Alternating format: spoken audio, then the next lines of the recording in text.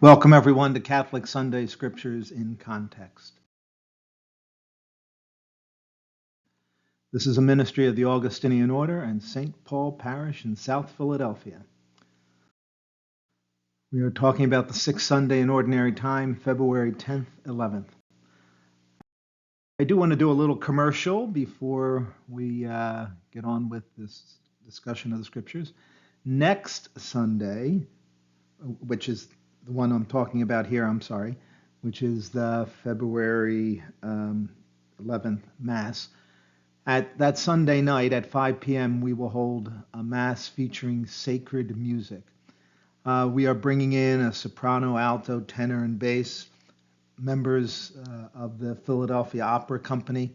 We're also bringing in a classically trained cellist from the Juilliard School, as well as other musicians. And the opening song will be from Handel. It's Jesus, Son of My Life, My Splendor, Son of Life, My Splendor. And then the Bach will be in German, the Jesu, Joy of Man's Desiring. Then from Saint-Saëns, we will have Panis Angelicus. And lastly, the closing hymn by Holst will be, O God, Beyond All Praising.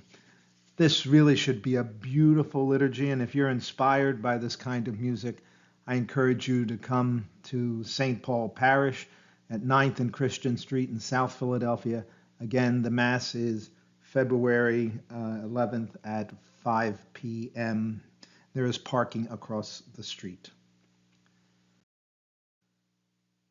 Our first reading comes from the book of Leviticus, and really this is just a book of health prescriptions, or this part rather. And they greatly feared leprosy, which today we call Hansen's disease. And they were so afraid of it that they exaggerated its ability to infect people. And they put in these prescriptions which cast people out of society and made them live in poverty because they didn't understand. It is a rare disease that is difficult to spread. You need prolonged contact.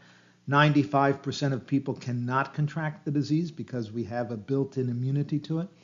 It's spread by armadillos, and you should avoid contact, but even casual contact with an armadillo is not going to get it to you. Because it takes so long to build, they're not actually 100% sure how it passes from one to another, but they do know it requires prolonged exposure to that person. And what it does is it attacks the nervous system, and that's where, through injuries, you may lose body parts or things like that because you don't even know that you're injured. And we must understand that the people of the biblical age were concerned about the safety of the tribe. They had such high infant mortality rates that anything that went against keeping the people safe and their reproducing was thought to be condemned by God. And that's probably why they were against gay and lesbian people, because they're not producing children, and that is hurting the tribe. And we sometimes have to understand why the laws in the Bible are the way they are and what they were trying to achieve. So here, if a man is leprous and unclean, the priest shall declare him unclean. So it was up to the priest to note that and then send him outside the city where they had camps where these people would live, and they had to wear torn clothes and bare heads and muffle their beards. And that is the same clothing direction that goes to people who are mourning for the dead. And so they sort of, like, these people are the living dead. And he shall cry out, unclean, unclean, so that nobody would come near him. And he must be ostracized from the camp.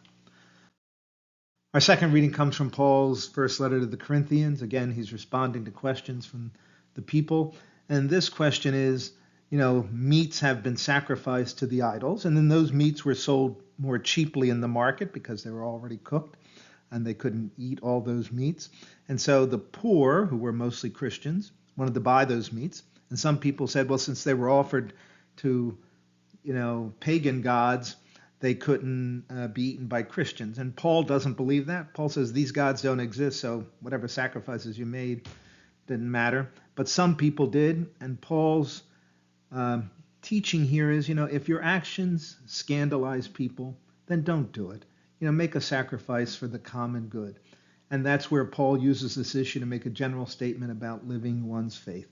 Try to be considerate of other people and be imitators of me as I am of Christ. Okay. So do everything for the glory of God. Avoid giving offense. That's the basic lesson here, even though the issue obviously is moot because people don't sacrifice to false gods in our society today as they did back then.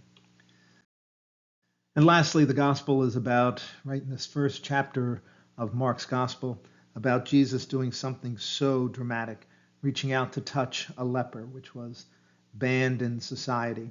And Jesus is not going to be restrained by people's prejudices. And leprosy was associated with sin, and he healed the man, and it is implied that he also forgave his sins. And then he sends him to go to the priest so that the priest would have to figure out for themselves, how did this happen?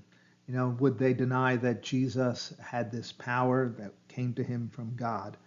And I think Jesus also wanted to say that this is what the law requires, do what the law requires. And then Jesus asks the man not to let people know about it, which is impossible, because if they knew he was a leper and now he's clean, they got to realize that this is amazing. It seems that the purpose of the messianic secret is that Jesus wanted people coming to him for the right reason, for his teachings, not because of his healings. He wanted the message of forgiveness and love to dominate over that he was just a faith healer. It is the gospel message that is most important, not the miracles that prove that Jesus was the Messiah.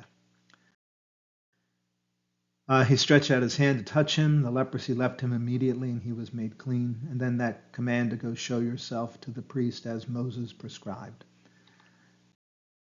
Please pray for peace in Ukraine as well as in the Holy Land. And if you think this can be helpful to someone, please pass it on. Thank you very much.